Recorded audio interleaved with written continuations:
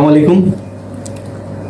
ভারতের লোকসভা নির্বাচন হয়ে গেল এবং সেখানে মোদীর নেতৃত্বে তার যেই জোট বিজেপি সহ তারাই আবার তৃতীয়বারের মতো ক্ষমতায় এসেছে এবং তৃতীয়বারের মতো প্রধানমন্ত্রী নরেন্দ্র মোদী।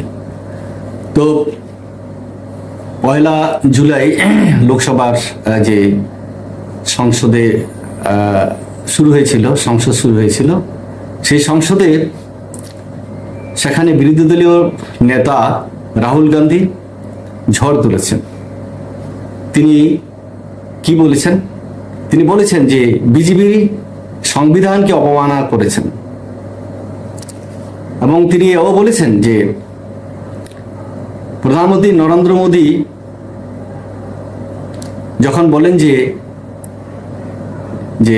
রাহুল গান্ধী গোটা হিন্দু সমাজকে অপমান করেছেন, তখন পাল্টা হিসাবে রাহুল গান্ধী বলেছেন যে নরেন্দ্র মোদী কিন্তু গোটা হিন্দু সমাজ নন, নরেন্দ্র মোদী গোটা হিন্দু সমাজ নন, বিজেপি পুরো হিন্দু সমাজ নয়,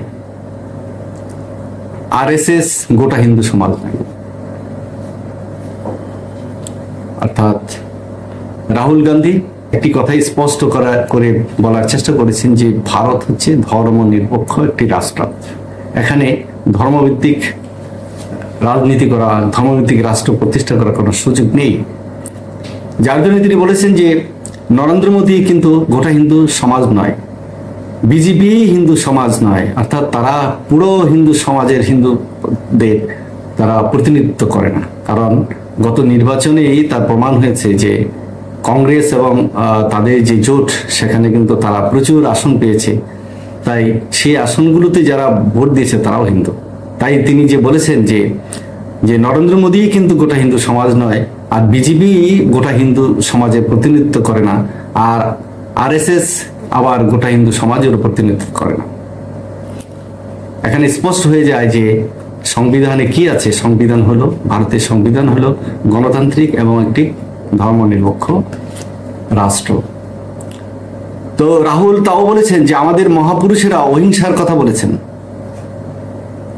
কিন্তু যারা নিজেদের হিন্দু বলে দাবি করে, অর্থাৎ বিজেপি এবং নরেন্দ্র মোদীর দিকে তীর ছুঁড়েছেন, যে বলেছেন কিন্তু যারা নিজেদের হিন্দু বলে দাবি করেন তারা শুধু হিংসা, ঘৃণা, অসত্যের কথা বলেন। তারা হিংসা, ঘৃণা এবং অসত্যের কথা বলেন। আপনারা হিন্দু নন, আপনারাই হিন্দু নন। যে শুধু আপনারা হিন্দু নন, কতগুলো ভোট পেয়েছেন, তার বাইরেও তো প্রায় 25 কোটি 30 কোটি মানুষ, তার মধ্যে কত পার্সেন্ট ভোট বিজেপি পেয়েছে, এবং সেখানে সব হিন্দু ভোট দিয়েছে তাও তো না, সেখানে তো মুসলিমরাও ভোট দিয়েছে, সেখানে খ্রিস্টান অন্যান্য যারা আছে তারাও তো ভোট দিয়েছে। তাই রাহুল যে বলেছেন যে আপনারাই হিন্দু এবং আপনারাই তার প্রতিনিধিত্ব করেন, তা সঠিক নয়। কিন্তু যখন নরেন্দ্র মোদী বলেন যে বিরোধী দলের নেতা রাহুল গান্ধী তিনি হিন্দু সমাজকে অপমান করেছেন, কিন্তু তিনি সেটা খণ্ডন করেছেন। রাহুল গান্ধী তিনি বলেছেন যে জয় সংবিধান। যখনই রাহুল গান্ধী বক্তব্য দেওয়ার জন্য উঠে দাঁড়িয়েছেন, তখন বিজেপির সদস্যরা জয় শ্রীরাম স্লোগান দিয়েছিল, কিন্তু রাহুল গান্ধী জয় শ্রীরাম স্লোগান না দিয়ে তিনি বলেছেন জয় সংবিধান। তখন সেই স্লোগানের সাথে আবার বিজেপির সদস্যরা জয় সংবিধান স্লোগান দিয়েছে। তখন রাহুল গান্ধী বলেছেন যে ভালো লাগলো যে আপনারাও জয় সংবিধান বলেছেন। হ্যাঁ, সংবিধানই আমাদের একমাত্র আলোকবর্তিকা, সংবিধানই আমাদের এই দেশটাকে সামনের দিকে এগিয়ে নিয়ে যায়। সংবিধানের আলোকে এই দেশটাকে চলতে হবে। কারণ রাহুল গান্ধী বারবারই অভিযোগ করেছেন যে দারিদ্র, দলিত, সংখ্যালঘু ও আদিবাসীদের উপর আগ্রাসনের বিরুদ্ধে প্রতিরোধ গড়ে আমরা তুলেছিলাম, এবং এই বিজেপি সাধারণ মানুষকে এবং যারা নিয়ে প্রতিবাদ করেছে তাদেরকে জেলে ঢুকিয়েছে, অত্যাচার করেছে, এবং সেখানে ধর্মের নামে বিভিন্ন রকমের বিভক্তি ছড়ানো হয়েছে, বিভ্রান্তি ছড়ানো হয়েছে, অপবাদ ছড়ানো হয়েছে। মোদ্দা কথা হলো যে লোকসভায় এই যে আলোচনা, এই যে তর্ক এবং বিতর্ক, এটাই হলো গণতন্ত্রের সৌন্দর্য।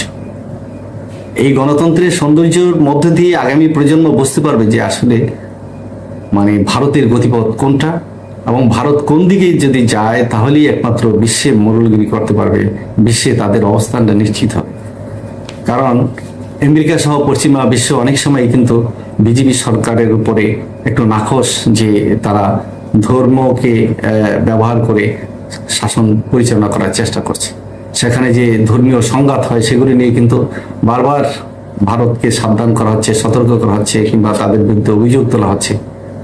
তা এই বিষয়গুলো অবশ্যই গণতান্ত্রিক ভারতের জন্য এবং ধর্মনিরপেক্ষ ভারতের জন্য অবশ্যই কিন্তু ভালো নয়।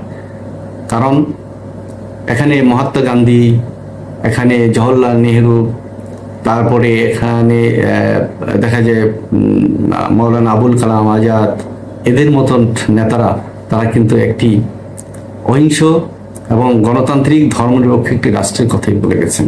আজকে ভারত বৃহত্তর গণতান্ত্রিক দেশ, পৃথিবীর বুকে গৌরব নিয়ে মাথা উঁচু করে দাঁড়িয়েছে শুধু কিন্তু ধর্মনিরপেক্ষ এবং গণতান্ত্রিক শাসন ব্যবস্থার কারণে। যে এই জায়গা থেকে তারা যদি কোনোভাবে পিছলে পড়ে এবং তারা যদি পথ হারিয়ে ফেলে, তাহলে কিন্তু তাদের যে গৌরব, তাদের যে ঐতিহ্য, ইতিহাস, সেটা কিন্তু অনেক ম্লান হয়ে যাবে। এবং সেটার জন্যই আজকে সেখানে যে আলোচনা হয়, সমালোচনা হয়, তর্ক হয়, বিতর্ক হয়, এটা একটি খুব ভালো লক্ষণ। কারণ এতে বিজেপি সহ যারা নেই দেশের ভিতরে জনগণের মধ্যে যখন ধর্ম নিয়ে, গোষ্ঠী নিয়ে, বর্ণ নিয়ে যখন পার্থক্য করতে চায়, তখন সেগুলি স্তীমিত হয়ে যাবে, সেই সমস্ত অপচেষ্টাগুলো বন্ধ হয়ে যাবে, এবং সেখানে সবাই ভারতীয়, এবং এইভাবেই কিন্তু দেশটি তখন এগিয়ে যাবে। ভারত অনেক দূর এগিয়ে গিয়েছে, আরও যাবে, এবং পৃথিবীর সুপার পাওয়ারের মধ্যে অন্যতম একটি পাওয়ার হিসেবে ভারত প্রতিষ্ঠিত হোক, এটাই কিন্তু সে দেশের মানুষ চায়, এবং প্রতিবেশী দেশগুলো চায়, এবং প্রতিবেশী দেশগুলোর সাথে তাদের সুসম্পর্ক স্থাপিত হোক, এটাও কিন্তু তারা চায়। কারণ আমরা দেখেছি যে ইউরোপের প্রতিটি দেশ কিন্তু পরস্পরকে সহায়ক, কারণ তারা সীমানা নিয়ে ঝগড়া করে না, তারা সেখানে কে খ্রিস্টান না, এগুলি নিয়ে তারা তর্ক বিতর্ক করে না, যুদ্ধ বিগ্রহ সেখানে নেই। তাই এরকম আমাদের এই এশিয়ায় যে আমরা দেখি যে সেখানে ধর্ম একটি মানে বিরাট একটি ভূমিকা পালন করে, বিশেষ করে ভারত উপমহাদেশে। সেখানে বাংলাদেশ, পাকিস্তান, ভারত, এই সমস্ত জায়গাতে এই সমস্ত এই ধর্মীয় স্লোগানটা বেশি কাজ করে। হিন্দু মুসলিম এই যে একটি সংঘাত, এই যে দ্বন্দ্ব, এটা চিরতরে যদি বিনষ্ট না হয়, তাহলে জাতীয় কিংবা রাষ্ট্রীয় অগ্রগতি খুব ক্ষতি সাধন হবে। তো লোকসভায় যে মোদি এবং রাহুলের যে বিতর্ক হয়েছে, সেই বিতর্কটা অত্যন্ত চমৎকার, এবং সংসদে তাই হওয়া উচিত।